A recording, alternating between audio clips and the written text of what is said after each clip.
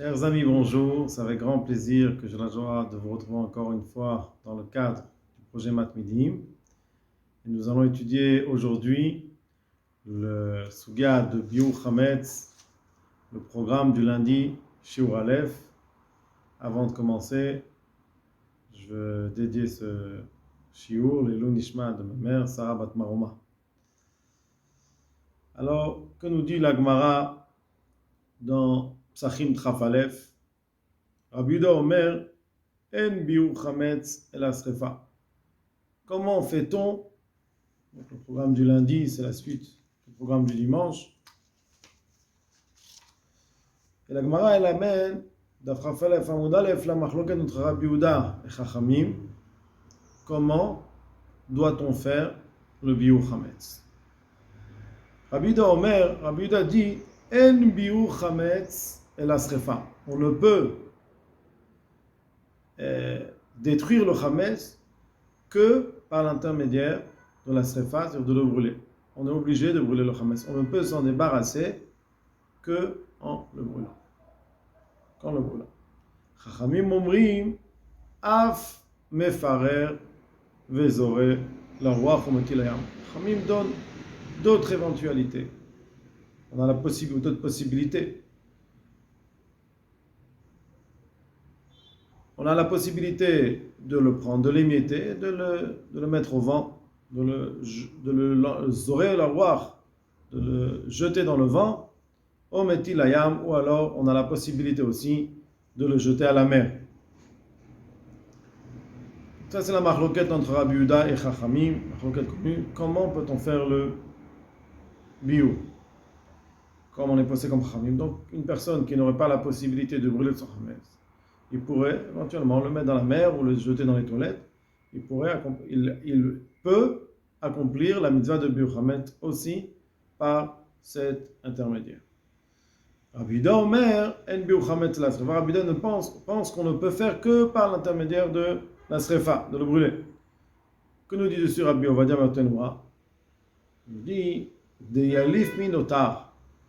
Rabbi Yehuda pense que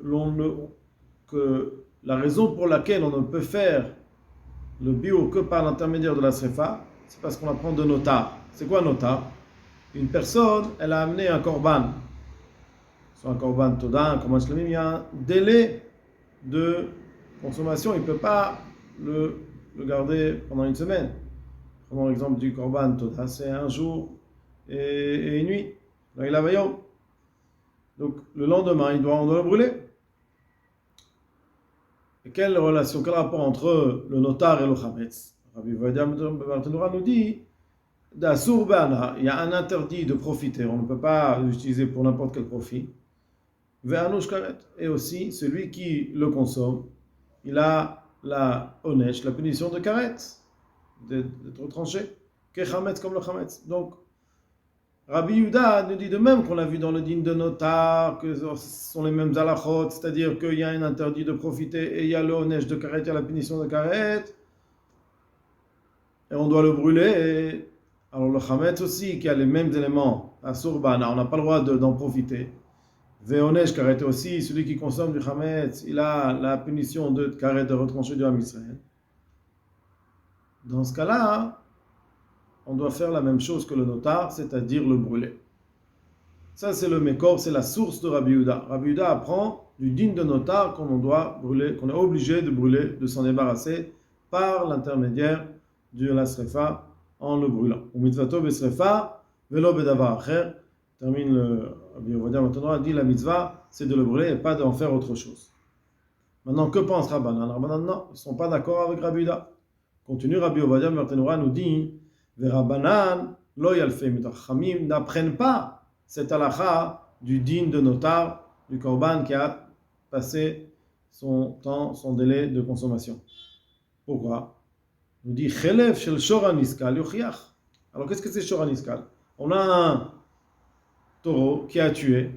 Dans ce cas-là, s'il est mort, on doit le tuer, même s'il est âme. Shor niskal, on le tue. Et la Torah nous dit on n'a pas le droit de profiter de sa chair. Si un shor, on doit le niskal. La niskal, c'est la lapidation, on doit le lapider. Et le propriétaire, vite, lui fait la shrita et il veut le consommer. Non, c'est interdit ni à la consommation, même le donner au chien, il ne pourra pas le donner. Shasur ba'achila ou be'ana, on n'a pas le droit ni dans le manger, ni de le profiter. Va'anushkeret, maintenant quelqu'un qui va manger un shor aniskal, il y a un interdit de karet. Ve'eno ta'un trefa, on sait qu'on n'a pas besoin de le brûler. Alors de même qu'on doit s'en débarrasser on peut s'en débarrasser sans le brûler. Khamim nous disent de même le chametz. On voit qu'une chose qui est interdite à la consommation, qui est interdite au profit, et qui a un onesh, la punition de karet, on voit qu'il n'y a pas d'obligation de le brûler. Donc on voit maintenant une machloket entre Rabbi Yehuda et Chachamim, à savoir quels sont les moyens de détruire le chametz. D'après Rabbi Yehuda, on apprend du digne de notar, ce qui nous oblige à le brûler. Contrairement à cela, Chachamim sont cholkim et pensent que l'on peut s'en débarrasser par n'importe quel moyen, comme le din de Shor HaNiskal. Ça, c'était pour la machloket entre Rabbi Yehuda et Chachamim. Maintenant, on va étudier l'intérêt du bitoul et de l'abdika. Donc, on a vu la Mishnah, Or la Arba'asar Bodkim et Chametz Laoraner, qu'on doit faire la mitzvah, on a une mitzvah de faire l'abdika de Chametz. Il faut savoir, est-ce que cette abdika, elle est midoraita ou elle est miderabanan? Que nous dit Rashi? Rashi nous dit, Piresh HaKuntras, Tosfot dans Psachim, le premier Tosfot le ramène, Shelo la'avor alav b'bal yireh b'bal yimatzeh, qu'on a un interdit de, comme on l'a vu, de posséder, de voir et de posséder, de trouver du chametz qui nous appartient. On appelle bal yireh b'bal yimatzeh, soit ni vu ni trouvé. Traduction littéraire. Et donc, Rashi nous dit, si on ne fait pas cette dika, on peut transgresser ces deux interdits, ces deux lavim de la Torah. Bal yireh b'bal yimatzeh, on ne doit ni voir son chametz qui nous appartient, on ne doit pas avoir du chametz, on ne doit pas posséder, ça c'est l'interdiction de posséder du chametz. Ce sont deux langages pour nous interdire la possession du chametz. Donc on voit selon Rashi, a priori, que la mitzvah de bdika, c'est elle qui va nous permettre de ne pas transgresser les deux interdits de posséder du chametz. Dessus, Tosfot, il a une question. Vekaché les Ri demande, Kevan de tzerich bitul, puisqu'on a vu qu'on va voir qu'il y a une mitzvah, mise à part le fait de rechercher, de brûler le chametz, il faut aussi l'annuler, bitul chametz. Kedamar b'Gemara, comme la Gemara nous dit, Abodek, celui qui fait l'abdika, qu'est-ce qu'il doit faire après l'abdika? Tzarir sheyevatel, il doit faire un bitul, ou midoraita. Et selon la Torah, bitul ba'alma sagion, on va voir qu'il suffit, n'a pas besoin de brûler le chametz. Si quelqu'un il annule son chametz, alors midoraita il n'a pas d'interdit. Il ne transgresse pas ni bal yireh ni bal yimatzeh. Ça ne lui appartient plus. Quel est l'interdit? De posséder du chametz. Il a annulé, il a rendu efker. Ça ne lui appartient plus. Donc il a résolu son problème. Alors comment peut-on comprendre Rashi qui nous dit que la raison pour laquelle on doit faire un bdika, c'est pour ne pas transgresser? C'est faux, puisqu'après on doit faire un bitoul après l'abdika. Donc de toute façon, on ne va pas transgresser. Et donc la question qui se pose, Amai itzrechu chachamim bdika klal. Pourquoi chachamim ont besoin de faire, ont besoin d'instaurer, de faire l'abdika? Donc Tosfot il comprend que la mitzvah de bdika, même selon Rashi, c'est miderabanan. Et donc il pose la question sur Rashi, comment ça se fait que Rashi nous dit qu'on a une obligation de faire un bdika pour ne pas transgresser, puisqu'on a un bitul, donc de toute façon on ne va pas transgresser. Venire les ri pense de afalgav de sagé bebitul be'alma ichmiru chachamim livdok chametz ou levaro. Même si effectivement on peut annuler le chametz, et donc si on annule, on n'a pas l'interdit de posséder du chametz puisqu'il a été annulé. Chachamim ont fait la chumra de quand même rechercher le chametz et de le brûler. Pourquoi? C'est-à-dire que si on permet que l'annulation du chametz et on va laisser son chametz tel qu'il est, on ne va pas s'en débarrasser, Chachamim, on craint que quoi? Qu'il va vouloir, va être tenté et il va le manger. Vechen mashma lekama, et Tosfot amène une preuve.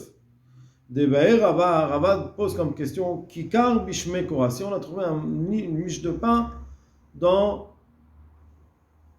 une kora, dans une poutre, nichée dans une poutre, et la Gemara dit Odilma, zimnin de nafal, il est possible que ça peut tomber de la poutre, du haut de la poutre, ve'atel michlal, et il peut en venir à le manger. Ve'ataam, alors maintenant Tosfot il nous a expliqué que la raison pour laquelle le bitoul ne suffit pas, on doit rajouter l'abdika, c'est de peur que l'on en vienne à le consommer. Tosfot essaye de comprendre pourquoi tous les interdits, on n'a pas cette crainte, alors que le chametz, on a une crainte qui vient à le manger.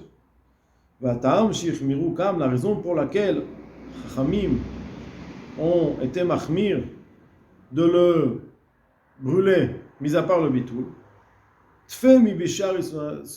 plus que toutes les autres interdits, tout aliment interdit à la consommation. Explique Tosfot, Shelo itzrichu leva aram. Pardon. Pourquoi ici, donc on va relire, pourquoi ici on a été plus mahmir, on était plus strict que les autres Isurana, Shelo itzrichu leva aram, que les autres Isuré Anaa, ils n'ont pas été, on n'a pas l'obligation, c'est quelqu'un qui a mélangé du lait et de la viande, il n'a pas besoin de le brûler, il n'a pas besoin de s'en débarrasser. Pourquoi? Michou, alors pourquoi ici on a une mitzvah de biou, de bdika? Qui dit bdika dit obligatoirement aussi, une fois qu'on a recherché le chametz, on doit le brûler. Pourquoi on doit le brûler? Explique Tosfot, Mishum de chametz, puisque le chametz mutar kol hashana. La différence entre les autres interdits et le chametz, c'est que le chametz, il est permis à la consommation pendant toute l'année. Velo ne'esa rak bepesach, son interdit c'est seulement pendant Pessah. Et donc quoi? Velo bedile mine. Les gens, ils ne se séparent pas du chametz. Ce ne sont pas des gens que Basar vechalav, quelqu'un qui voit du lait, la viande, tout de suite, il dit, je ne touche pas. Le chametz, on est habitué à manger du chametz. On peut très facilement s'oublier, puisque c'est quelque chose qu'on n'est pas bédilé, on n'est pas séparé de ça. Toute l'année, on le consomme. Donc tout d'un coup, on s'est interdit. On peut, dans un oubli, si jamais on ne fait pas de bdika, on s'en débarrasse pas du chametz. On fait que le bitoul. Notre maison, elle reste comme elle est. Il y a les pâtes, elles sont. Il y a les gâteaux là où ils sont. On fait le bitoul, on mange que de la matzah.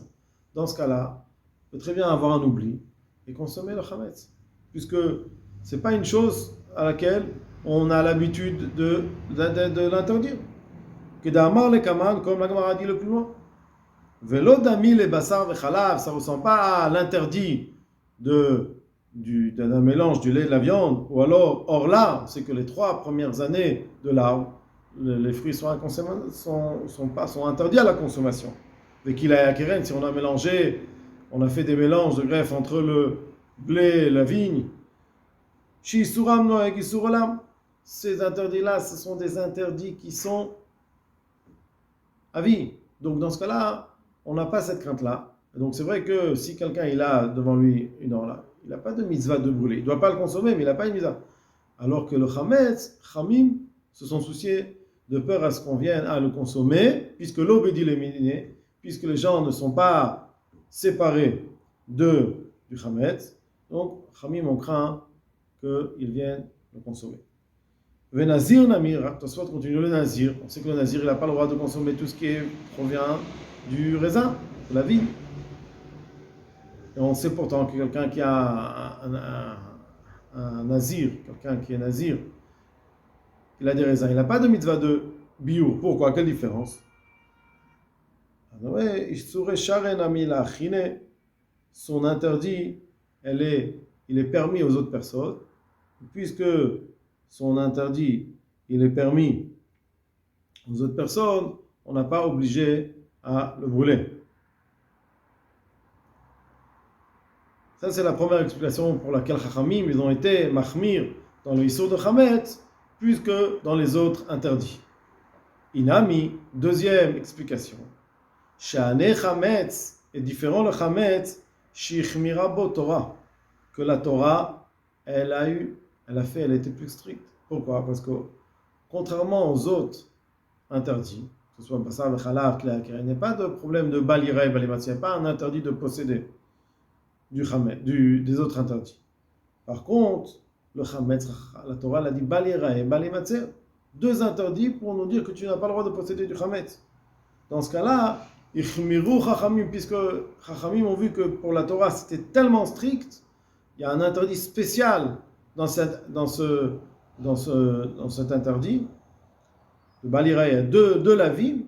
Dans ce cas-là, Chachamim aussi ils ont été mahmir, livdog velevaer, shelo afilu echad bitlo, de le rechercher le Chametz, de le brûler, même s'il a déjà fait le bitoul, même s'il a c'est déjà été annulé. Pourquoi Mishum dilma atelemichle, de peur qu'ils viennent à le consommer. Chachamim, on a vu que cet interdit, il est plus ramour que les autres interdits. Il y a l'interdit de balire balimatzi qui ne se trouve pas dans l'interdit. C'est pour cela qu'on Chachamim ont instauré qu'on doit s'en débarrasser et le détruire.